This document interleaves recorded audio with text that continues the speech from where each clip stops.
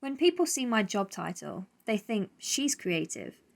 They're not wrong, but it's not because I make films or write stories, or at least my creativity is not defined by pretty images or unrestricted abstraction.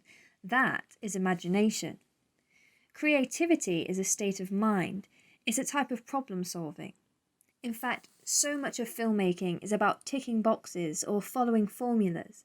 It's about deciding scope, actively listening, and then organising content to fit that plan.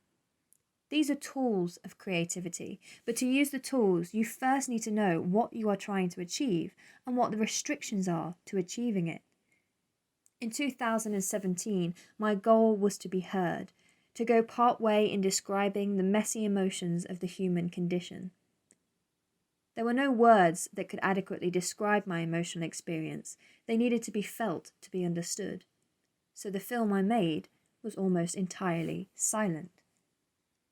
Most of my trauma was not experienced in the moment that caused it.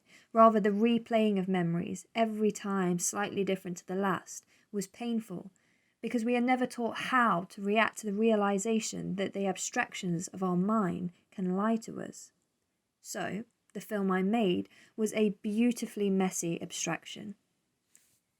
What hurt about these memories was my part in them, the weakness of naivety and blind trust, the relentless optimism that chose to ignore all opportunities to escape. So, I made sure that they were not the focus of the story. In fact, they became a mere shadow, barely entering the screen. Most importantly, I made this film to communicate to my community that to heal, I didn't need justice, I needed help in rediscovering self-love. So, the narrative became between me and myself. If I could go back in time, would I stand and judge like I do in my thoughts? The answer was no. The answer was that I would do everything in my power to tell her it was okay and that it was not her fault.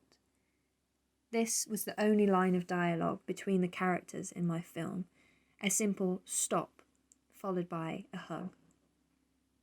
My goal was to be heard, to go part way in describing the messy emotions of the human condition. Here are my family watching this film in the cinema.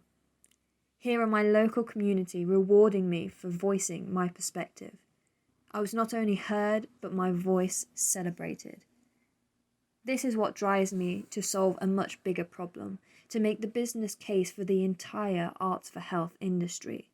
So when people look at my profile and they think, she's creative, they're not wrong. But it's not because I make films or write stories. No. My creativity is defined by my awareness of all the intricacies of this big problem. It is my ability to recognize which limitations can and cannot be changed, and my determination to discover something new in the face of that knowledge that sparks my most creative results.